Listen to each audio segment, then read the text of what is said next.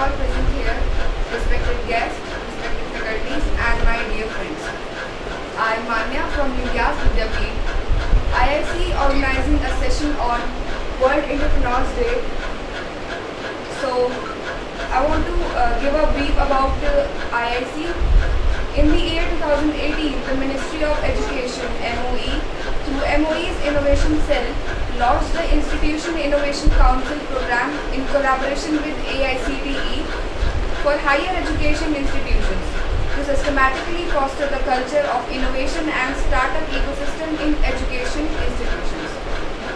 Primarily, IIC's role to engage many faculty, students and staff in various innovation and entrepreneurship related activities such as ideation, problem solving, proof of concept development, design thinking, IPR, project handling and management at the pre-incubation stages, etc.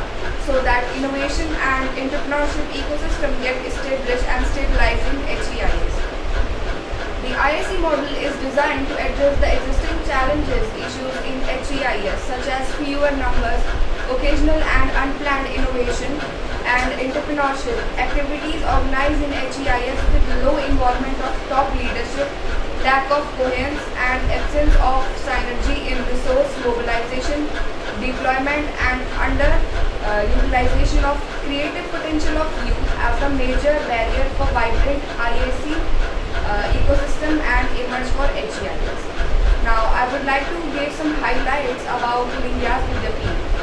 So Lingyas Vidyapeeth is a renowned education institution dedicated to nurturing young minds and empowering them with the knowledge, skills and values. Established in year 1998, our institution has a rich history of academic excellence with a commitment to fostering holistic development in students. Saying that we focus on our students' overall development without creating a balance in providing them with equal opportunities in both academic and non-academic domains would be defeating the entire purpose. So, good thing is that to strengthen the pillars of our academic domains, we don't just have a continuously upgrading curriculum, but also highly qualified and experienced faculty members who firmly believe in knowledge and creation and discrimination. So, I would like to welcome our guest, Dr. Pallavi Gangwar, for this session.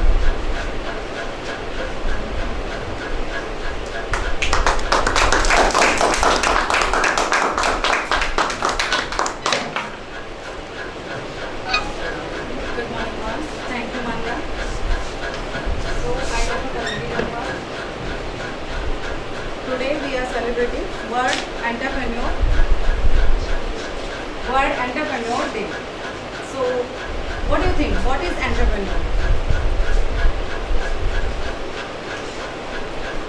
The entrepreneur is to create some ideas, to create some innovations, to create some new ideas or updated ideas to start a business. So, this is the entrepreneurial mindset. If you have a entrepreneurial mindset, then it leads for you like own success, find the right ideas, own lifestyle. If you financial freedom, if you have a financial freedom, then you should expend your money on your own lifestyle. Next is, if you have an entrepreneurial mindset, then it leads to you in both way, like research or design. If you have an idea, अगर आपके पास कोई idea है, so you can work on it and design it. Design के बाद आप उसको अपने startup में चेंज कर सकते हैं. And if you go for the research, आपके पास आइडिया है, but you want more research on it. If you want to start a business, so आप उसके रिसर्च में जाएंगे. क्यों? क्योंकि जब हम स्टार्टअप स्टार्ट करते हैं, उसके लिए हमें एवरी सेगमेंट को रिसर्च करना पड़ता है to make a successful entrepreneur. So अगर आप रिसर्च करते हैं, इसमें दो तरह से होता है. First is vision and ideas. You have a vision, you have a idea, then you research and make a proper segments, proper step by step planning, plotting, then फिर you go for the start your business. And second thing is inspiration. If you have idea and inspiration through existing product, कई सारे product ऐसे हैं आपको उसके latest version मिल जाएंगे, तो वो जो आइडिया है वो किसका है, वो इंस्पिरेशन से है. For example, if you go for the toothpaste, in back side if you see toothpaste जो था वो पाउडर फॉर्म में आता है. देन फिर उसमें किसी ने इनोवेशन, किसी का तो इंस्पिरेशन रहा होगा कि टूथपेस्ट है बट इसको हम किस तरह से और अपग्रेड कर सकते हैं according to the client need, according to the client satisfactory demand. तो उसने देखा कि पाउडर फॉर्म में बेस्ट है कि अगर हम उसको कुछ लिक्विड ही कर दें या फिर पेस्ट फॉर्म में करें तो वो हमारा थोड़ा इजी टू एक्सेस हो जाएगा. तो वहाँ पे वो कहाँ, वहाँ पे क्या था, इनोवेशन जो था वो इंस्पिरेशन थ्रू था. और बाकी आप अगर विजन और आइडिया पे अगर डायरेक्ट रिसर्च करके करते हैं तो वो आपका न्यू इनोवेशन होता है. So then with thinking, planning, plotting and then with designing, and you can patent your designs and start a business. So what is the need of entrepreneurs? Entrepreneurial mindset की जो need है वो functions अगर हम देखें कि किस तरह से काम करते हैं. Responsibility towards the society. आप कोई भी बिजनेस स्टार्ट करते हैं, whatever you want to start a business, आप कहीं ना कहीं उससे सोसाइटल बेनिफिट्स की बात करते हैं. आप प्रोडक्ट फॉर्म कर रहे हैं, आप कंज्यूमर की हेल्प कर रहे हैं, आप अपना स्टार्टअप स्टार्ट कर रहे हैं, अपनी कहीं पे फैक्ट्री या प्रोडक्शन यूनिट डाल रहे हैं, या फिर आपने किसी भी सर्विसेज में किया. तो एंटरप्रेन्योर स्टार्टअप बिजनेस किस तरह से होता है, टू वे होता है. One is product, second is services. बहुत सारे आपने जैसे ओला, उबर है, जोमेटो है, स्विगी है, ये सब क्या है, सर्विसेज स्टार्टअप. ये अपना प्रोडक्ट नहीं बनाते हैं बट ये क्लाइंट को सर्विसेज देते हैं. उसी तरह से और जो प्रोडक्ट वाले हम बनाते हैं वहाँ पे क्या होता है, आप किसी पर्टिकुलर चीज़ का प्रोडक्शन कर रहे हैं, राइट. सो अगर आप किसी चीज़ का प्रोडक्शन कर रहे हैं तो आप वहाँ पे प्लांट डालेंगे. आप प्रोडक्शन के लिए आपको पूरा सिस्टम चाहिए होगा, आपको top to bottom human resource चाहिए होगा. उसके लिए आप लोगों का रिक्रूटमेंट करेंगे. देन जब रिक्रूटमेंट कर रहे हैं तो आप जॉब गिवर कर रहे हैं, आप लोगों को फाइनेंशियल स्टेबिलिटी के लिए हेल्प कर रहे हैं, लोगों को सेल्फ डिपेंड के लिए हेल्प कर रहे हैं.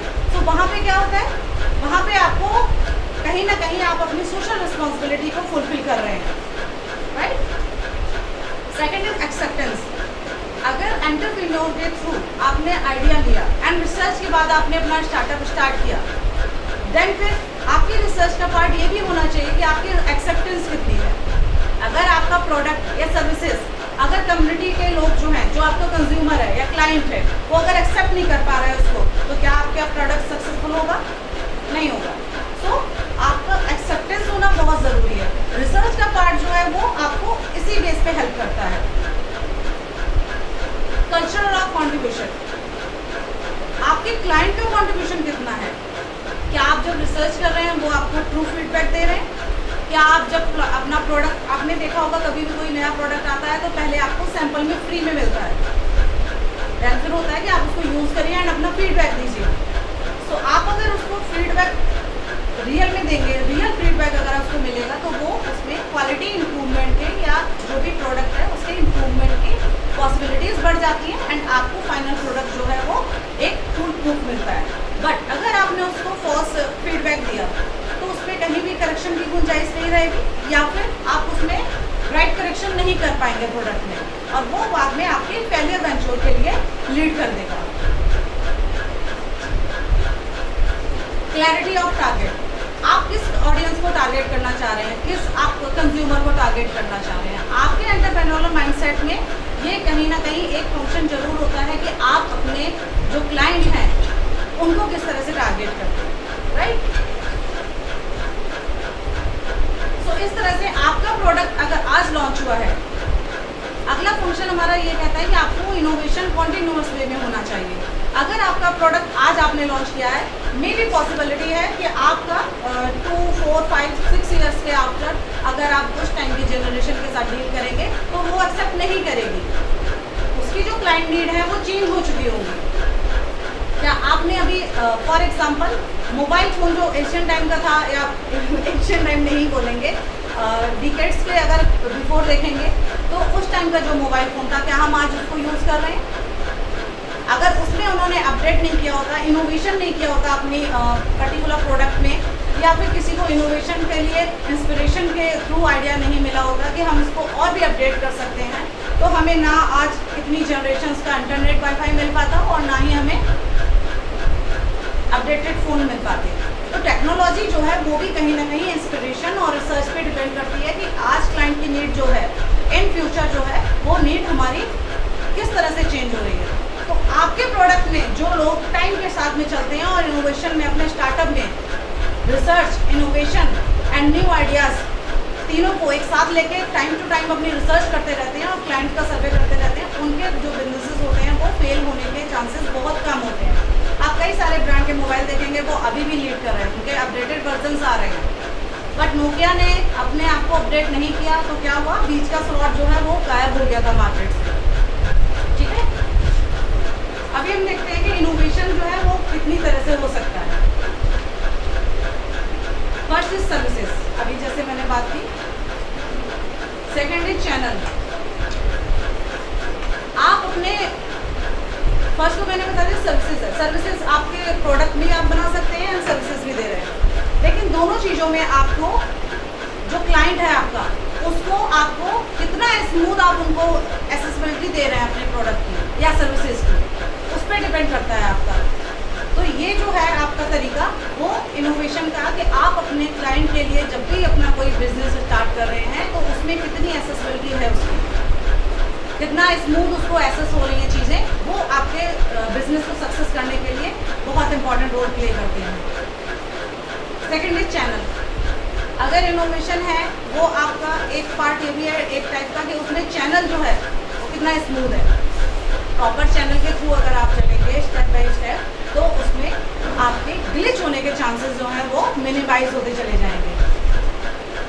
कस्टमर एंगेजमेंट, आप अपना प्रोडक्ट लॉन्च कर रहे हैं, कस्टमर का फीडबैक ले रहे हैं, आप उसको अपडेट कर रहे हैं, देन फिर आप लॉन्च कर रहे हैं, कुछ टाइम के बाद आप उसको एक बार फिर से उसका एक असेसमेंट कर रहे हैं कि क्या क्लाइंट को कुछ और चीज़ तो नहीं चाहिए, क्या सेटिस्फाइड है हमारे प्रोडक्ट से, हो सकता है उसको कुछ अलग से अपडेटेड वर्जन चाहिए हो कि एग्जिस्टिंग हो। आपने देखा होगा अगर फूड मार्केट में देखें तो कितनी वैरायटी आती हैं।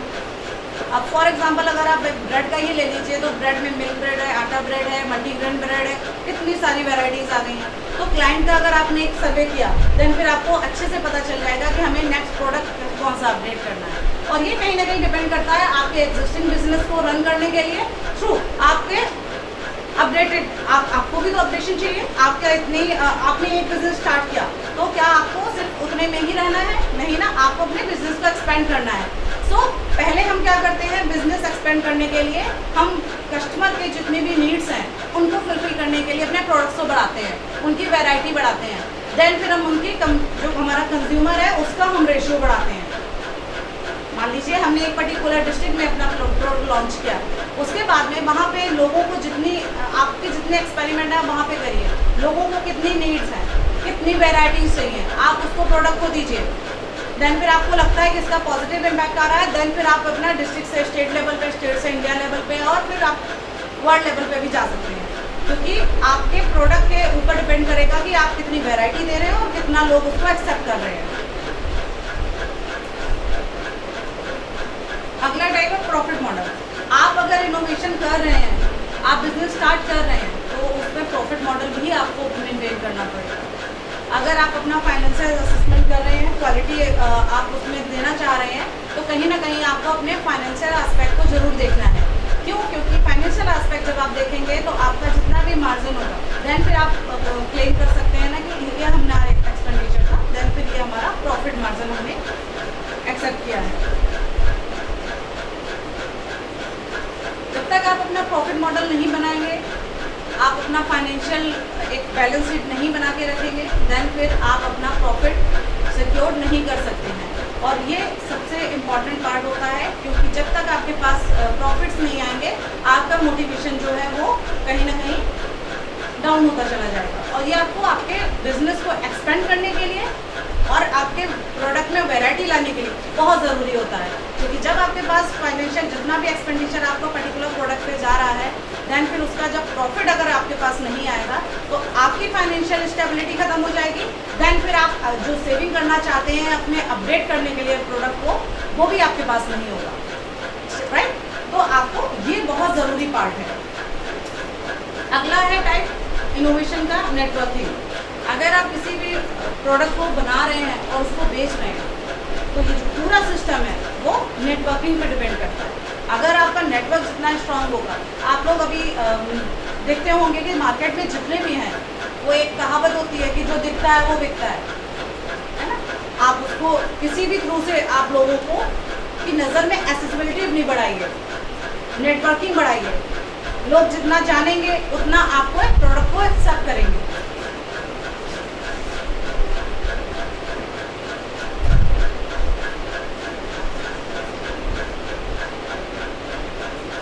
सो नेक्स्ट इज, आप अपने स्टार्टअप को, अपने वेंचर को प्रमोट करने के लिए क्या क्या कर सकते हैं।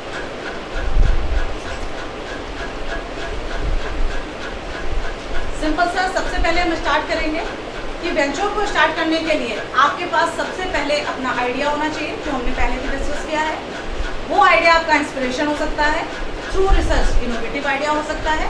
देन फिर आप सबसे पहले अपना एक क्लाइंट बेस तैयार करेंगे। अगर आप किसी सर्विसेज को या फिर प्रोडक्ट को लॉन्च करना चाहते हैं तो आपका क्लाइंट कौन होगा, आपका कंज्यूमर कौन होगा। देन फिर आप सोशल रिसर्च के लिए जाएंगे। सोशल रिसर्च करने के बाद में उनकी रिक्वायरमेंट क्या है, जो क्लाइंट है आपका उसकी रिक्वायरमेंट क्या है। हो सकता है आपने अपने रिसर्च इनोवेशन के थ्रू या फिर इंस्पिरेशन के थ्रू आपने एक पर्टिकुलर प्रोडक्ट की इमेजिनेशन किया हुआ है कि हम इस तरह के सर्विसेज या प्रोडक्ट बनाएंगे। बट जब आपने अपना क्लाइंट के पास गए, जो कंज्यूमर है, जिसको आपको सेल करना है, जब आप उसके पास गए, आपने उससे बात किया, तो आपको निकल के ये आया कि नहीं, आपका जो इमेजिनेशन था दैट इज टोटली डिफरेंट। तो फिर क्या आपको उस पर काम करने की ज़रूरत है? आई थिंक नहीं। क्यों? क्योंकि अगर आपका कंज्यूमर आपके प्रोडक्ट को एक्सेप्ट ही नहीं कर पाएगा तो वो परचेज नहीं करेगा, और परचेज नहीं करेगा तो फिर आपका लॉस होगा। आपका जो एक्सपेंडिचर हुआ है वो भी नहीं निकल पाएगा, क्योंकि प्रोडक्ट का सेल करने के बाद ही आपका एक्सपेंडिचर और प्रॉफिट जो है वो आप लॉक कर सकते हैं।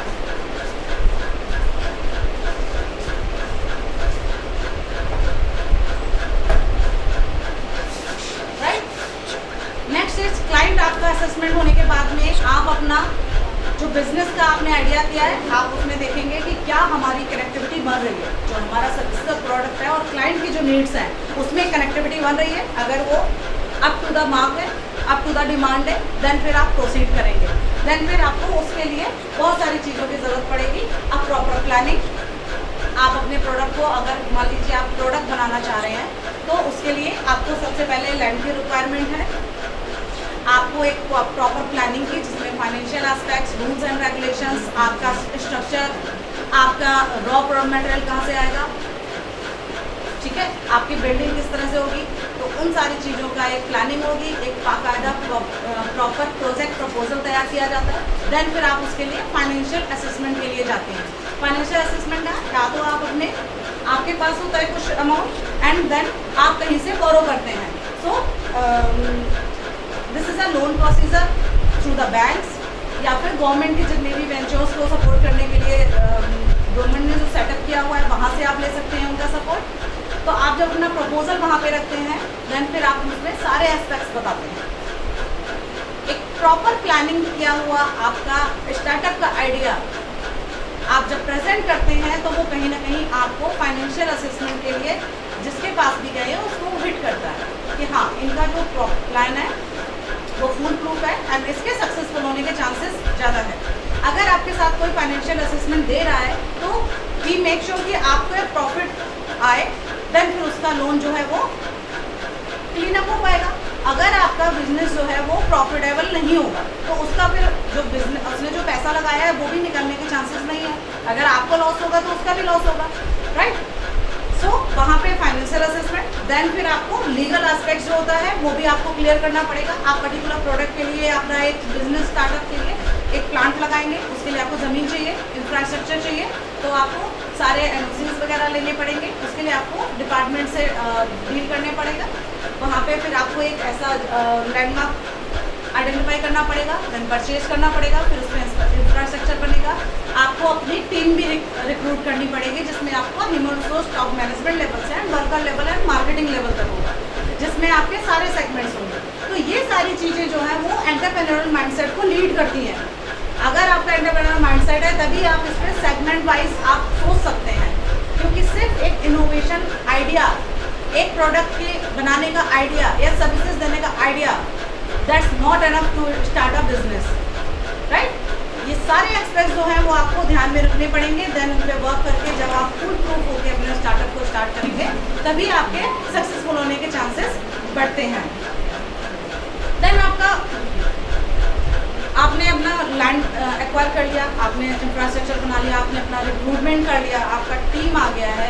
देन फिर जब आप अपना प्रोडक्ट का प्रोडक्शन स्टार्ट करते हैं, so first thing is make sure कि आपका जो रॉ मटेरियल है वो इजी एक्सेस हो और सबसे लोएस्ट प्राइस पे आपको अवेलेबल हो जाए। तो इसके लिए होता है कि जब आप अपना बिजनेस आइडिया प्लान करते हैं तो उसमें ये एक सबसे इम्पॉर्टेंट पार्ट होता है कि आप अपना रॉ मटेरियल कहाँ से लाएंगे।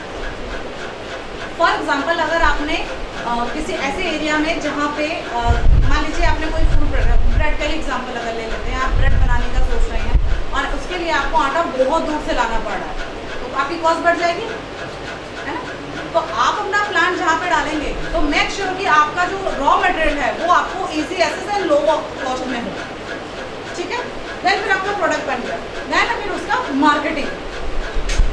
आपके प्रोडक्शन स्टार्ट होने के बाद आपका सबसे इंपॉर्टेंट रोल होगा अपनी मार्केटिंग टीम को स्ट्रॉन्ग करना, जिससे कि लोगों को पता चले, आपका जो क्लाइंट बेस है, आपका जो कंज्यूमर है, उसको पता चले कि आपका प्रोडक्ट आने वाला है या मार्केट में इस तरह का कोई प्रोडक्ट आया है जो आपको हेल्प करेगा, ठीक है। तो कंज्यूमर के जब कई बार आपने देखा होगा कोई प्रोडक्ट लॉन्च होने से पहले ही उसकी मार्केटिंग स्टार्ट हो जाती है ना, न्यू लॉन्च करके या फिर कमिंग सून या फिर कुछ इस तरह के लोग पहले से ही अपनी मार्केटिंग स्ट्रेटजी स्टार्ट कर देते हैं। अब क्या होता है कि लोग जब बार बार उसको देखते हैं, रिकॉल करते हैं, तो वो उनके माइंड में हिट करता है, तो for the trying purpose but वो लोग एक बार उसको ज़रूर यूज़ करते हैं। और अगर एक बार यूज़ किया, आपका प्रोडक्ट अच्छा है, वो कहीं ना कहीं वहाँ पे एक मार्क उसने आइडेंटिफाई कर लिया, तो आपके प्रोडक्ट की जो एक्सेप्टेबिलिटी है वो बढ़ जाएगी कंज्यूमर में। देन फिर आपके लिए मार्केट का एक स्टेप जो है वो इन्हेंस कर जाएगा। तो इसके बाद में आपका प्रोडक्ट लॉन्च हो गया, देन फिर आपको टाइम टू टाइम, अभी जो हमने डिस्कस किया था कि उसमें इनोवेशन एंड रिसर्च की ज़रूरत रहेगी। क्यों?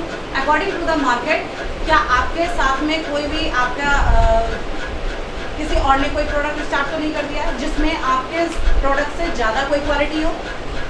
क्या लोगों की जो कंज्यूमर है वो आपके प्रोडक्ट की जो एक्सेप्टेंस है वो क्या कुछ चेंज तो नहीं हो रही है? लोगों को अपने जो आपका प्रोडक्ट है उसमें कुछ वर्जन तो नहीं चाहिए? क्या उसमें कुछ अपडेशन तो नहीं चाहिए? तो ये आपको किस पता चलेगा through the research and innovation cell से।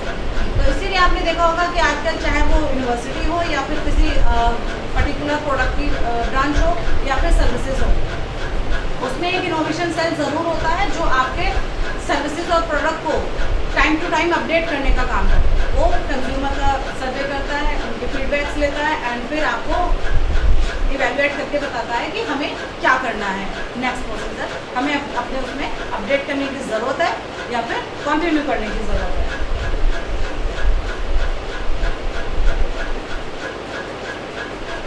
ओके, सो अगर हम एंटरप्रेन्योर की बात कर रहे हैं तो सब मिथ्स आर देयर। अगर आप बात करें, लोगों के बीच में काफ़ी मिथ्स होते हैं कि नहीं, अगर एंटरप्रेन्योर है तो पर्टिकुलर इसी तरह से होगा या इसी तरह से होगा। तो first thing is entrepreneur are dots not thinkers.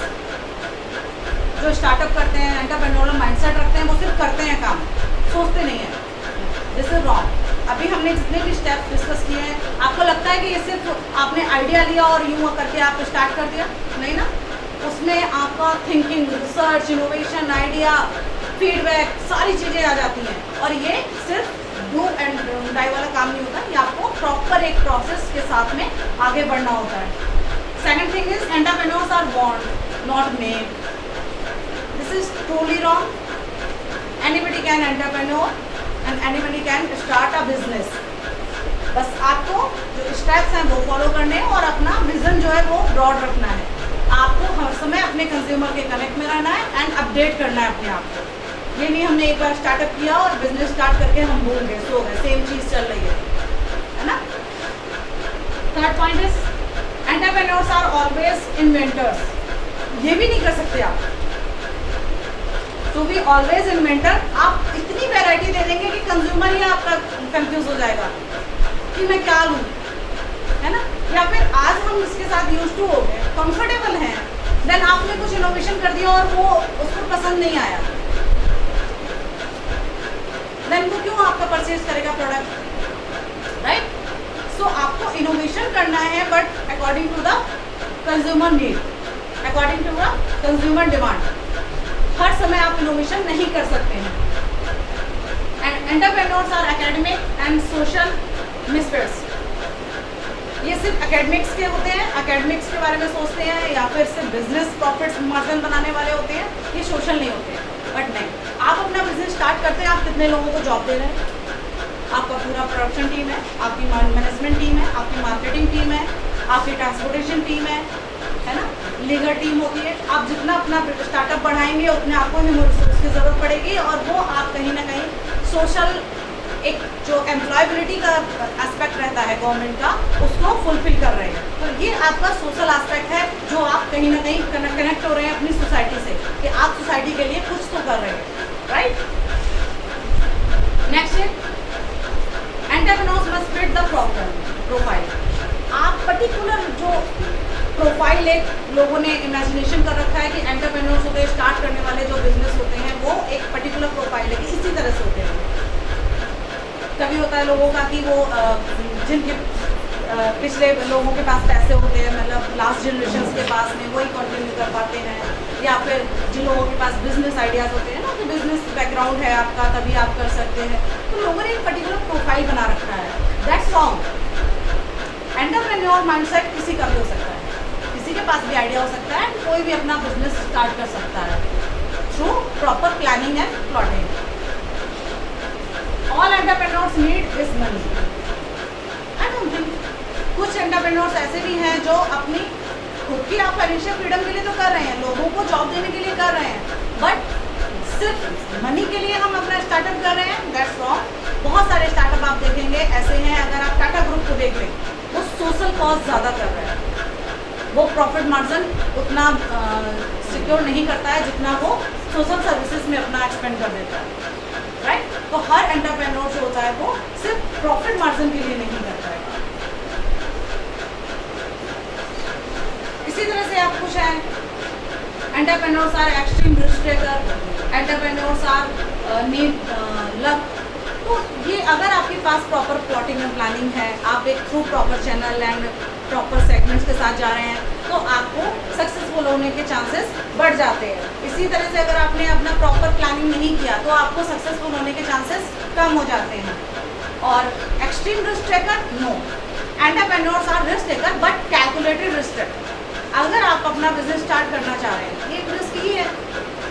कई लोग आपने देखे होंगे जो अपनी जॉब छोड़ के और देन फिर अपना बिजनेस स्टार्ट करना चाहते हैं, बट ये रिस्क है, बट वो कैलकुलेट करते हैं. वो अपना जो उनकी फाइनेंशियल असेसमेंट है, जो उनकी नीड्स हैं, उसको पहले एक बार सिक्योर करते हैं, देन फिर उन्हें एक कैलकुलेट करते हैं कि हमें इतना टाइम लग सकता है हमारे बिजनेस को स्टार्ट होने में और सक्सेसफुल होने में, तो वो उतना एक फाइनेंशियल असेसमेंट अपने पास रखते हैं, देन फिर वो कैलकुलेटेड वे में जाते हैं. This is the way to start a new business, to be a successful entrepreneur, right. ये नहीं है कि आपने आज सोचा और आपने विदाउट एनी फाइनेंशियल असेसमेंट और विदाउट एनी फाइनेंशियल कैलकुलेशन आप अपना आगे फर्दर प्रोसीड करते हैं, तो वहाँ पे आपके लॉस होने के चांसेस बढ़ जाते हैं. सो रिस्क टेकर होता है entrepreneur, but extreme risk taker नहीं होता है. ही इज अ और she is a calculated risk taker.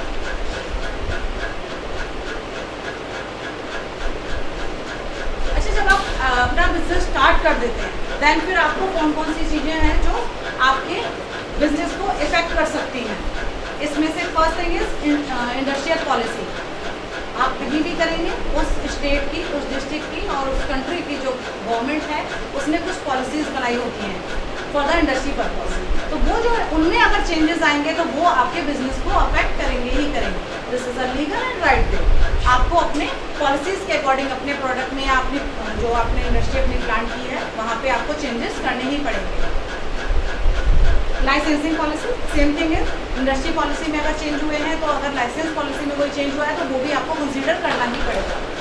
Industry development and regulation act, price control policy government में। आप ऐसा नहीं कर सकते कि आप अगर कंज्यूमर आपके प्रोडक्ट के लिए बहुत यूज टू हो चुका है एंड डिमांड अगर आपकी हाई जा रही है तो आप कितना भी प्राइस उसका नहीं रख सकते हैं।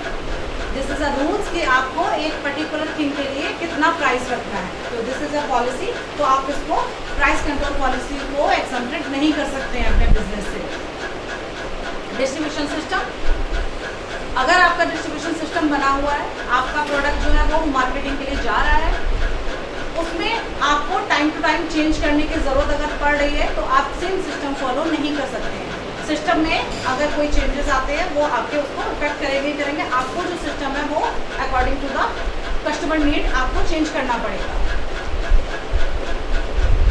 Incentive for small scale units, अगर आपकी यूनिट स्मॉल लेवल पे काम कर रही है तो वहाँ पे जो इंसेंटिव्स है वो सारी चीज़ें आपको देखनी पड़ेंगी। आप उनको एक्सेप्टेड या ड्रॉबैक नहीं कर सकते हैं।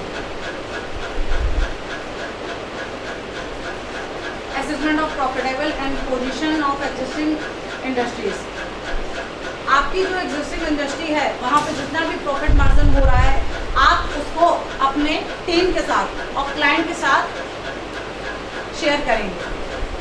According to the policy government ने अपना कर रखा है एक कि आपको अपना प्रॉफिट मार्जिन में से 2% समथिंग आपको जो है वो CSR एक्टिविटीज़ में एक्सपेंड करना है। सो आपको वो पॉलिसी है गवर्नमेंट की तो आपको उसको करना ही पड़ेगा। सो इस तरह से आप अपनी सोशल रिस्पॉन्सिबिलिटी भी कहीं ना कहीं कंसीडर कर रहे हैं जो आप फुलफिल कर रहे हैं अपने स्टार्टअप के through.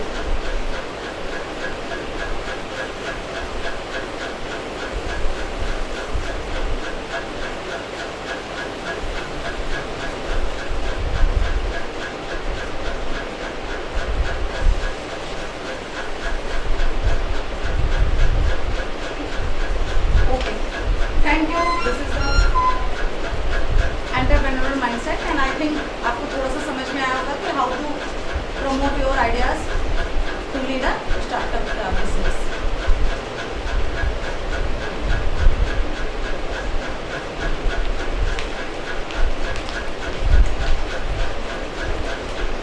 Thank you very much, ma'am, for the fine speech. Now I would like to call Dr. Anjali Dixit for the vote of thanks.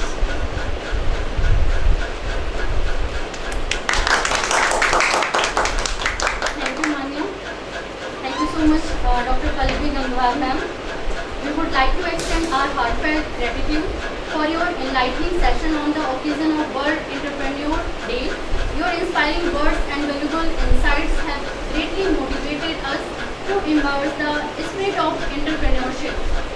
Your dedication to empowering entrepreneurs and fostering innovation is truly commendable, and we appreciate the time and effort you took to share your expertise with us. Thank you so much, Pallavi ma'am. Thank you so much, audience, and thank you so much, our faculty members. Thank you.